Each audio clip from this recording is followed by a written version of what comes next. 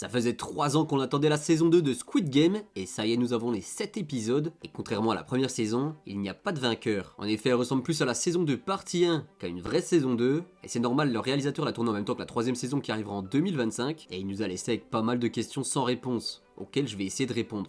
Du coup, dans le 7ème et dernier épisode, June, le joueur 456, décidé à mettre un terme au jeu, élabore un plan audacieux pour organiser une rébellion. Avec ses alliés, il propose de se cacher sous les lits lors des violences nocturnes, prévoyant que les hommes masqués viendront intervenir pour préserver les participants restants pour les VIP. Son équipe profite alors de cette intervention pour neutraliser les gardes en ayant simulé leur mort. Ils leur volent leurs armes et lancent un assaut vers la salle de contrôle. Malheureusement, sur les 100 joueurs restants, très peu ont le courage de partir lors de cette intervention. Seule une vingtaine de joueurs s'engagent dans cette rébellion. Le groupe de Ji-hoon, comprenant notamment Jung-bae et Yoon-ju, tente de progresser, mais les masques tombent rapidement. En effet, les rebelles sont rapidement submergés par le nombre de gardes masqués, et bien que certains parviennent à avancer, d'autres comme Yoon-ju retournent chercher des ressources et sont incapables de continuer. Car oui, en fait, le problème numéro 1 c'est les munitions, et le problème numéro 2 c'est le nombre d'hommes. Et finalement, 456 et 390 parviennent devant la porte de la salle de contrôle. Ils sont tout proches du but, mais le plus grand coup de théâtre survient lorsque Young-il, tu sais le joueur numéro 1, qui est en fait l'homme en noir, qui s'est déguisé depuis le début en allié, trahit Ji-hoon et Jung-bae.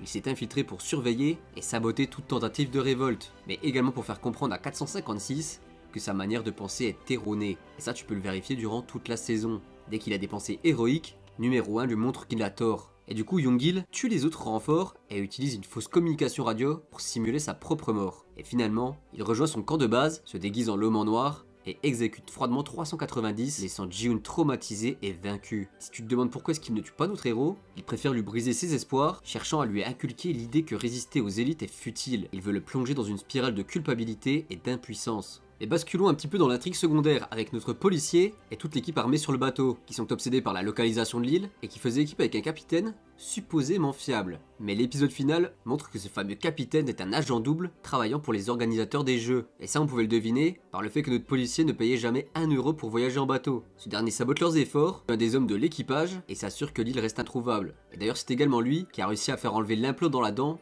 de Ji-hoon au début de la saison. Et comment il a su? Eh bien tout simplement parce que notre policier est très générique, que tu as peut-être manqué d'ailleurs, car elle dure quelques secondes. Et un nouvel élément est introduit, car oui on voit les joueurs rentrer dans une arène avec la poupée emblématique du jeu, accompagnée d'une version masculine et d'un feu tricolore. Pour le rôle de la poupée masculine, on pense qu'elle peut observer le derrière des participants et ainsi les empêcher de tricher. Cela suggère que les jeux continuent malgré l'insurrection, avec de nouveaux défis et de nouvelles mécaniques, montrant que ceux qui ont le dessus, eh bien ce sont les hommes en rouge et pas les joueurs. En conclusion, la saison 2 se termine sur une note sombre, Ji-hoon est brisé, les jeux perdurent, et les quelques survivants sont soit manipulés, soit compromis. La saison 3 s'annonce comme un ultime affrontement entre Ji-hoon et l'homme en noir, avec des enjeux toujours plus élevés. Ji-hoon va reprendre les jeux, ou s'il va être contraint de les regarder depuis la seule, tu sais cet employé avec le masque de triangle, qui subit un harcèlement.